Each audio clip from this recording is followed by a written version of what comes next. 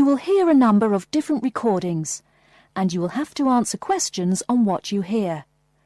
There will be time for you to read the instructions and questions, and you will have a chance to check your work. All the recordings will be played once only. The test is in 4 sections. At the end of the test, you will be given 10 minutes to transfer your answers to an answer sheet. Now turn to Section 1. Section 1. You will hear a conversation between a travel agent and a woman who wants to go to Australia with her husband on holiday. First, you have some time to look at questions 1 to 3.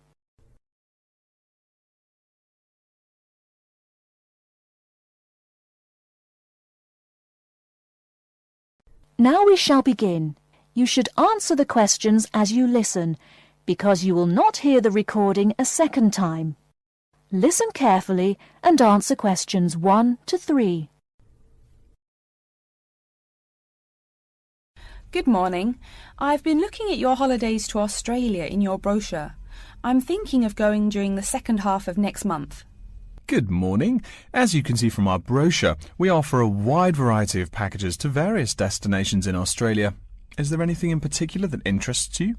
Yes, my husband and I are very interested in the holidays in the outback. These holidays are becoming increasingly popular. Would you like to arrange flights and accommodation with us, or just accommodation?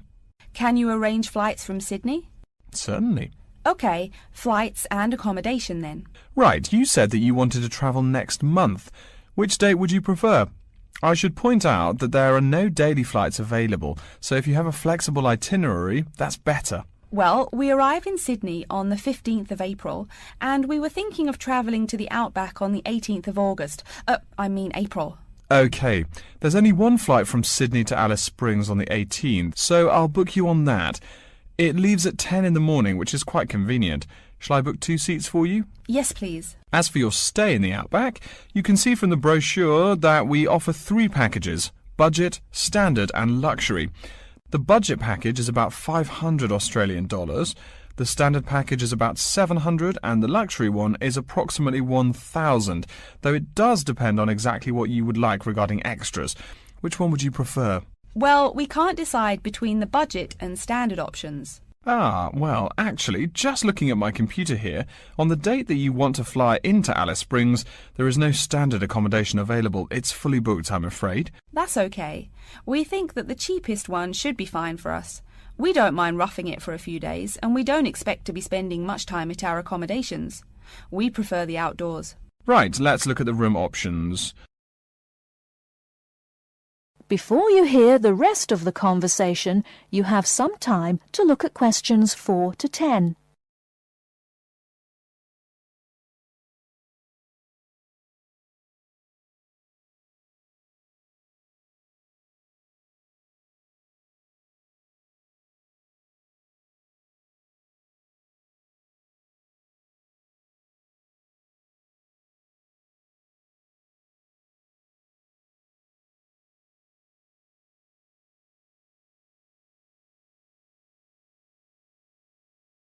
Now listen and answer questions 4 to 10.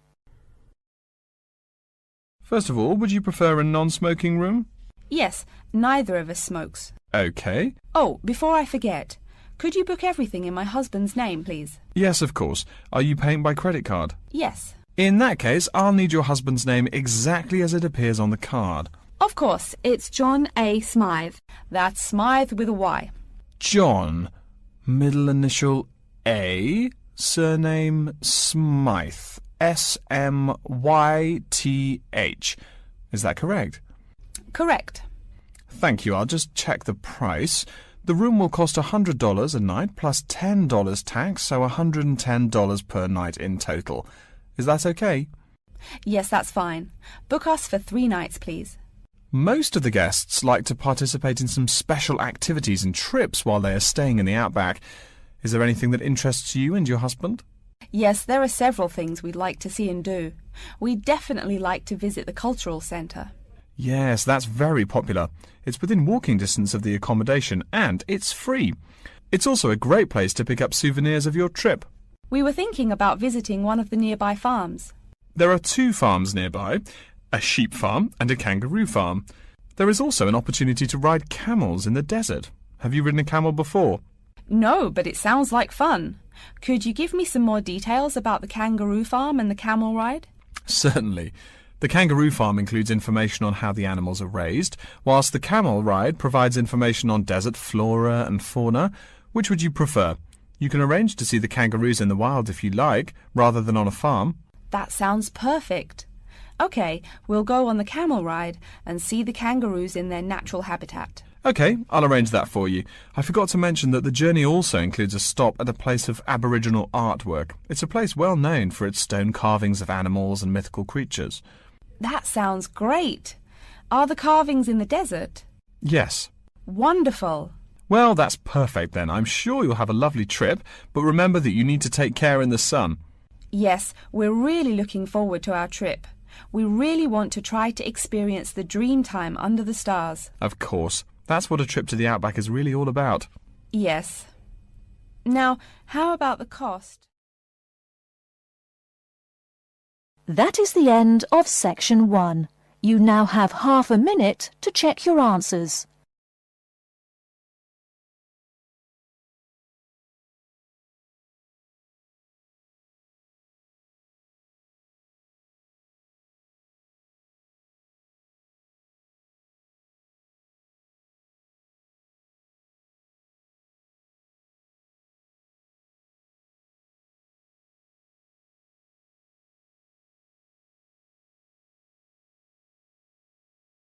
Now turn to section 2.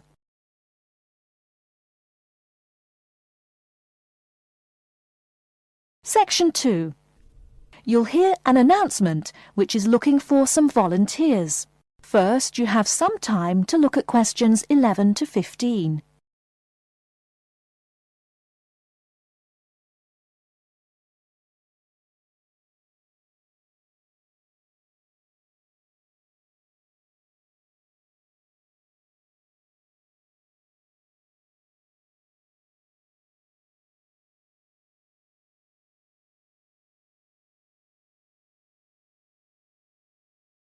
Now, listen carefully and answer questions 11 to 15. Continuing our broadcast of public service announcements, Worldwide Helpers announces upcoming vacancies for a number of volunteer worker positions. All applicants must meet the following requirements. First of all, applicants must be over 18 years of age. The company apologises, but there can be no exceptions to this rule. Second, persons interested in these positions may not have police records. Minor traffic offences like a parking ticket are, of course, no problem. But, and I quote, past and present drug users and sex offenders need not apply. The employer will, of course, check with the police to verify your clean record. In addition, applicants must supply references from past or present employers or teachers along with their recent CV. These references must testify as to the applicant's work habits and/or character. Remember, these are references from employers or teachers. A note from your dear old mum won't do. Worldwide Helpers assures me that they will contact these references to confirm they are genuine. Although all positions are volunteer, the employer will reimburse some of your expenses. For example, they will pay for transportation to and from the job site. Aside from that, the cost of phone calls is covered. Before you hear the rest of the talk, you have some time to look at questions 16 to 20.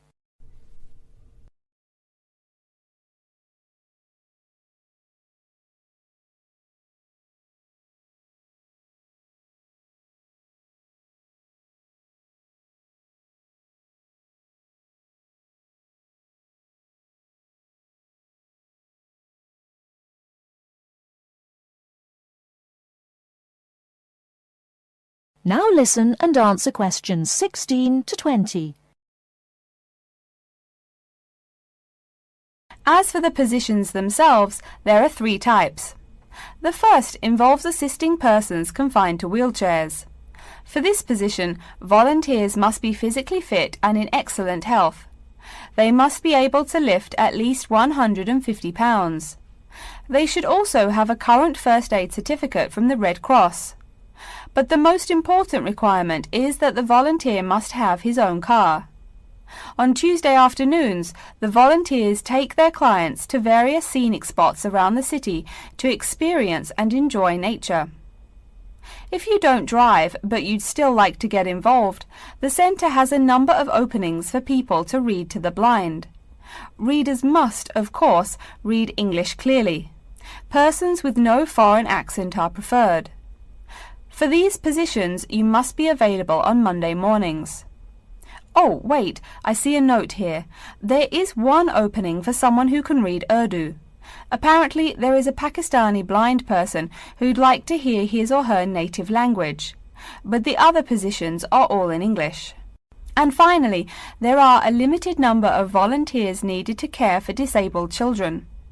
I'm sorry, but the information I've been given does not say how many children or what disabilities they have.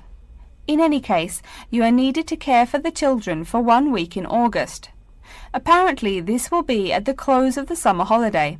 I would guess this involves helping them with the routine chores of daily life. Again, volunteers for this position must know basic first aid, be in good health, and be able to lift up to 75 pounds. All applications for this position have to be submitted no later than Monday, August 8th. Applications may be made either by regular postal service, the snail mail, or by email. The mailing address is Worldwide Helpers, Post Office Box 651, East Surrey, BY8 99C. Please write "Attention Mary Smith" on the envelope. Or you can send email to acrawfor@worldwidehelpers.org. That's acrawfor@worldwidehelpers.org.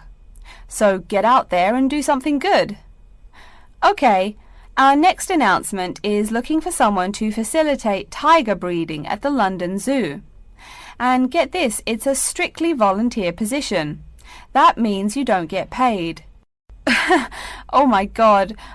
I'm sorry, ladies and gentlemen, but I just have to laugh. That is the end of section 2. You now have half a minute to check your answers.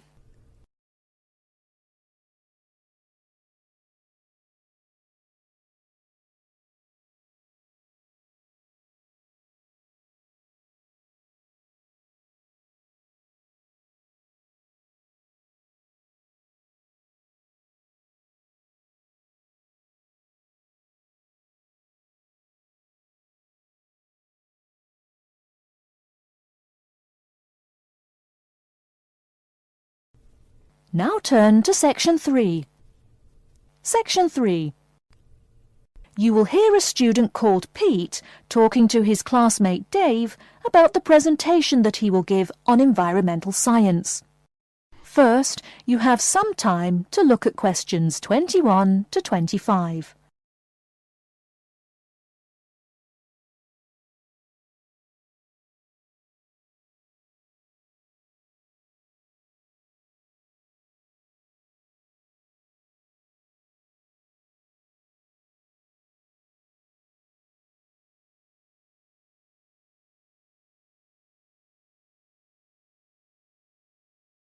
Now listen carefully and answer questions 21 to 25.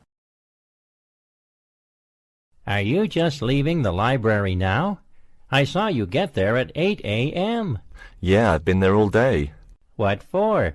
They hire a cute new librarian or something? I wish. No, it's the presentation that I will give in environmental science the day after tomorrow. What's it about? I heard you were really excited about the class. And Dr. Schnee also calls you for the arcane questions, as he calls them. It's about environmental damage in the Yucatan. Excuse me, what? Or is that where? The Yucatan. It's a state in southeast Mexico. So what's happening there? Agriculture is having a really adverse impact on the environment.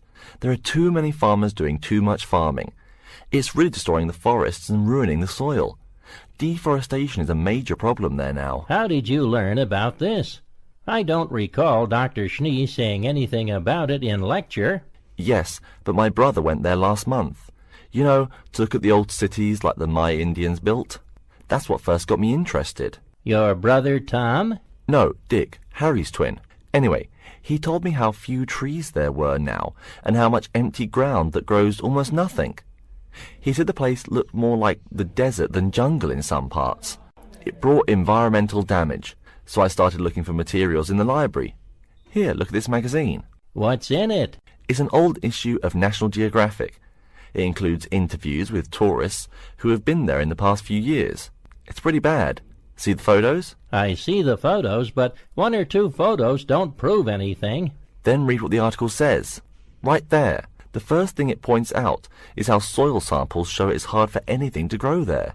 It says how an area of 21,000 square kilometres has lost most of its forest in the past 10 years. See, there are graphs. As the number of farmers increases, the acres of forest have decreased. It's an inverse relation. Before you hear the rest of the talk, you have some time to look at questions 26 to 30.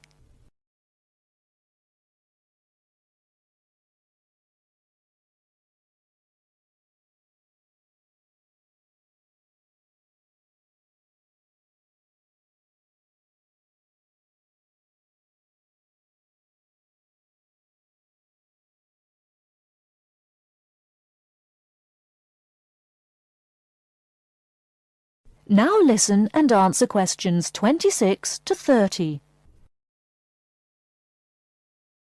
So, how big is that state?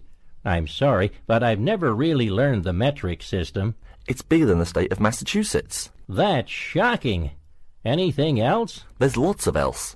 Scientists say there's a growing area of about 10.5 square kilometres where nothing can grow at all. It's like the beginning of a desert. Oh, yes. What Dr. Schnee called desertification. But why can't anything grow there? I've never really studied soil chemistry. I'm just starting to look into that subject, but my sister Marie is a geologist, and she says the problem is that the soil has too much saline, with no plants helping to adjust the chemistry. Apparently, that's a common problem with soil types throughout the areas with rainforest. Once you lose the plant cover, it's difficult to bring it back. Reforestation is almost impossible, even if the land is not being used for other purposes. Wait a minute. What is saline? Saline is salt dissolved in water. Scientists who have gone there have taken measurements. They do this by gathering a sample of the soil and running a simple test that shows the ionization of the solution. The geology department in our own university has reviewed the soil at the site too. They're right. It looks pretty bad. The level of salinity is going up. But the plants that would solve that problem can't be planted in soil like that. There is a narrow spectrum of salinity in which the plants will grow. And once you pass the threshold, there is no way to put the problem right? Exactly. It's possible that no one can do anything to stop the trend now. And all because of human greed. Wait a second. How do you know these scientists can be trusted? What kind of reputation do they have? Are they reliable? Oh, they're definitely reliable. They include 4 members of the faculty from the geology department right here at MIT. Here, study these photographs and check the damage yourself. That's what Dr. Horst, who wrote the book here, did. He's newly appointed, but Dr. Schnee said that he's brilliant. So, where are you going now? I'm headed over to the geography department to borrow a map for my presentation. You know, this whole problem could have been avoided. The farmers there in the Yucatan. Pete. What? Go take a break. Leave some studying for the rest of us. That is the end of section 3. You now have half a minute to check your answers.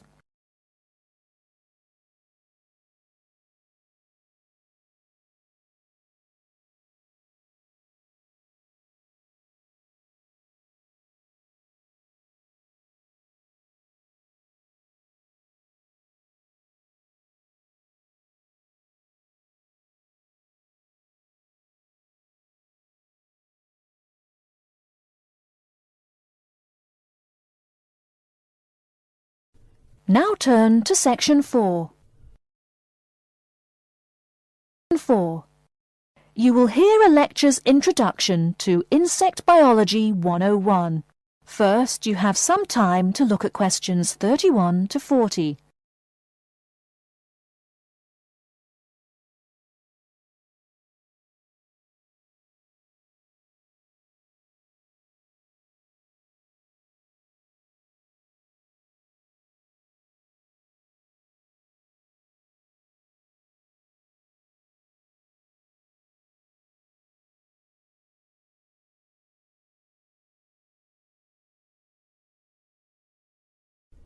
Now listen carefully and answer questions 31 to 40. Good afternoon and welcome to Insect Biology 101. I'd like to begin this course with a few remarks about good insects and bad ones. Bugs are all around us, and that's both a benefit and an annoyance, sometimes maybe even serious harm. First, let's talk about the good things that insects do for us. Probably the most important insect for humans, and maybe for all other life, is the bee. Bees help plants in the process of pollination, and thus are necessary to most flowers and fruit-producing trees. That is, they carry pollen from male flowers to female. If it weren't for bees, we'd have very few food plants and no fruit either. In fact, there would be no we. No less a thinker than Albert Einstein pointed out that, without bees, humanity would be dead within a year or less. We'd starve. It's that simple. That should maybe make us just a little humble. A little less dramatic is the fact that bees also make the honey we eat. Moreover, they produce beeswax, which is useful in candles and is also used as a first-rate furniture polish. Sure, these may not be vital to our lives, but they can serve as reminders of how important bees are. That's a point I keep coming back to in this course. Though, in all fairness, I should point out that butterflies aid in pollination as well as bees. Now, here in Michigan, what's the worst part of summer? Yep, that's right, mosquitoes. But I'm talking about helpful insects, right? So let's look at the dragonfly first. If there were no dragonflies, there would be even more mosquitoes. Dragonflies mainly eat mosquitoes and also a few other insects. Yes, that's right. They don't just fly around, and they also help to eliminate harmful insects. So the next time you see a dragonfly, don't you dare kill it. Now, let's talk a little about those harmful insects. Take the mosquitoes I just mentioned as an example. Not so many years ago, mosquitoes here in America weren't just annoying, some were even deadly. They carried malaria and yellow fever. My own ancestor, the Confederate General John Bell Hood, lived through the worst battles of Civil War, only to die at age 38 from yellow fever. A pest, not a bullet. Well, besides the mosquitoes, in summer there is also a kind of insect that never seems tired. Right, that is the fly. Before I go on talking, I must mention an African fly called the tsetse fly, which feeds on blood and can cause serious diseases in the people and animals that it bites. Besides, it is still a bearer of sleeping sickness, which affects around 300,000 people every year in Africa, and can be treated only with toxic drugs that are hard to administer. Worse still, the drugs sometimes don't work. Other insects, of course, destroy food crops. In China, for instance, locusts continue to be a danger to the harvest in some areas. Less important, but still annoying, moths eat people's clothes and dust mites slowly destroy carpets. Worse, but still in the home, termites or white ants eat wood, the wood of your house. If they are not stopped, they can eventually destroy the whole building. Usually they seriously damage a building before anyone even notices them. So, as we all know, insects can be a real trouble. So, what to do? You can go ahead and start killing harmful insects. In the early decades after the Communist Revolution in China, Chairman Mao encouraged the people to swat every fly they could see. Slogans on the walls of buildings called them "little capitalists." But flies reproduce too quickly for this to be a long-term solution. For some decades in the West, to kill insects with chemicals seemed a good remedy. Unfortunately, chemicals can only be used in a limited area for a limited time. It's a small-scale solution. The insects come back. Worse still, some of the poisons used, like DDT, were found harmful to the environment. Many kinds of wildlife, like hawks, were harmed. And people in chemical-using rural areas have one of the highest rates of liver cancer in the world. It's no secret that chemicals remain harmful to humans. Like all species, insects adapt to their changing environments at an amazing rate.